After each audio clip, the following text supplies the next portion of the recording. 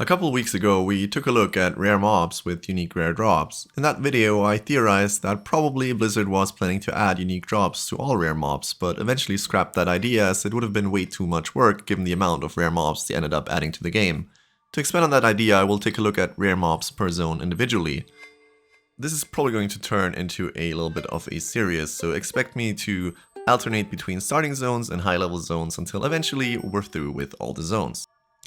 I also plan on taking a look at the rare mobs in dungeons, but those are kind of different as obviously all of them actually drop unique items, but at the same time, these items are BOP, so, you know, it doesn't really fit the bill of this whole rare mob thingy. But since there's so many people suggesting the dungeon rares in the comments to the other rare videos, I'm gonna make a specific video about those, or a couple specific videos about those in the future as well, so just stay tuned for that. Today we're taking a look at Elwynn Forest. A quaint woodland nestled between the burning steppes to the north, the picturesque Red Ridge Mountains to the east, and the dry plains of Westfall to, you guessed it, the west, it is the heartland of the human civilization, and beset by threats on all sides. Gnolls, the Defias Brotherhood, and the Kobold infestation are the main threats to the kingdom's security, and it is exactly from those factions that today's rare mobs hail. The king's mines have been infested by kobolds, and if you've ever played Warcraft 3, you're probably aware that this is a huge problem for the economy. As we're tasked with clearing up the mine infestation in the Fargo Deep Mine, one might come across Goldtooth. Goldtooth is, however, not the only named kobold in this mine. A little bit less well known is Narc the Taskmaster, the first rare mob of today's video. Not much is known about this rather enigmatic figure for a kobold. However, what we do know is that he drops 2 unique items. However, they're only of common quality, which means they're white. There's the studded blackjack, which is a one-hand mace, and the ready old belt. So far, nothing outrageously exciting, I know, but we're gonna get to some at least uncommon unique items in a bit. I promise. Mirror Lake is located just outside the gates of Stormwind, and it's known for its orchards and its Defias problem that's sprung up a little bit more recently. Amongst the many Defias bandits and thugs, one stands out in particular. Morgane the Sly occupies a house located just on the shores of Mirror Lake. She's accompanied by an entourage of Defias members, and if you do manage to slay her, you will be rewarded with the first uncommon, meaning green, unique item of today's video. Apart from the lithe boots, which are leather boots that she drops, she also drops the jeweled dagger, a pretty decent dagger considering you can already wield it at level 5. Morgane herself, however, is level 10, which also explains why she has a unique green on her loot table, and not like Narg, who is a little bit lower level, just whites. The next rare mob is a partner in crime to Morgane, meaning also a member of the Defias Brotherhood. However, he is a little bit more nomadic, so to speak, than the other rares in this video. As you can see on this screenshot taken off Wowhead, he does have a bunch of spawn points scattered all across Elwynn Forest. I personally happened to find him close to the Defias Stockmaster's house in the southern central part of Elwynn, sitting next to a tent. If you're on your own, it might be a little bit hard to take him out, though you could try luring him away from the camp, which he shares with at least 3 other mobs, one of which is usually a caster, and they hit quite hard for their level. Thurus himself is also dual wielding, and he is level 11, which makes one wonder why exactly he just drops 2 common items, a thuggish shield and the fingerless gloves. Next up on our list is Mother Fang.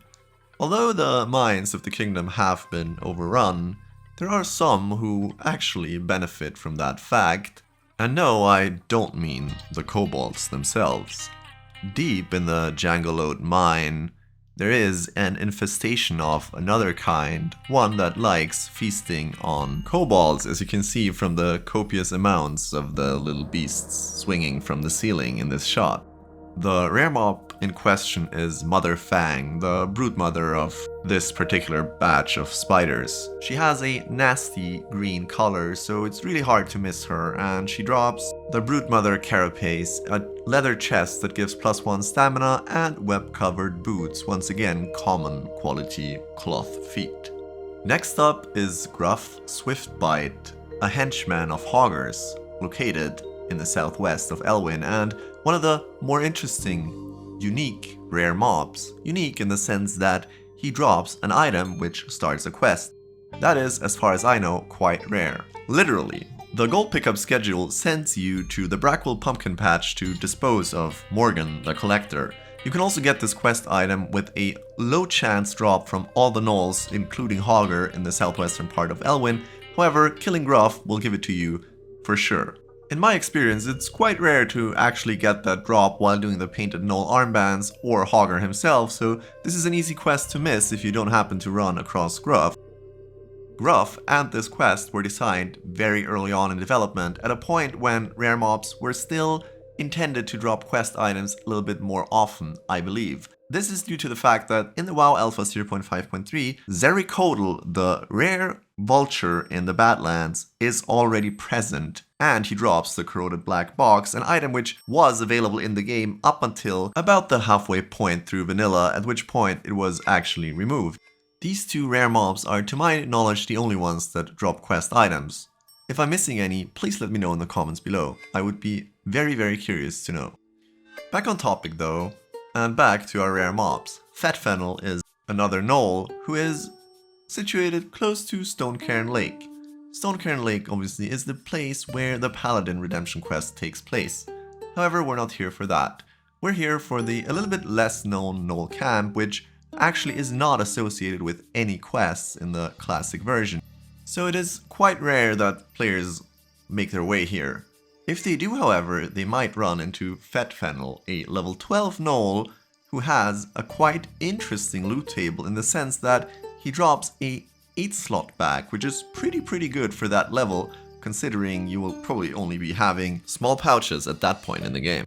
Namely the Gnoll Hide Sack, and he also drops an uncommon sword, the Pale Skinner, which can be wielded starting at level 7, doesn't have any stats, however it has decent DPS.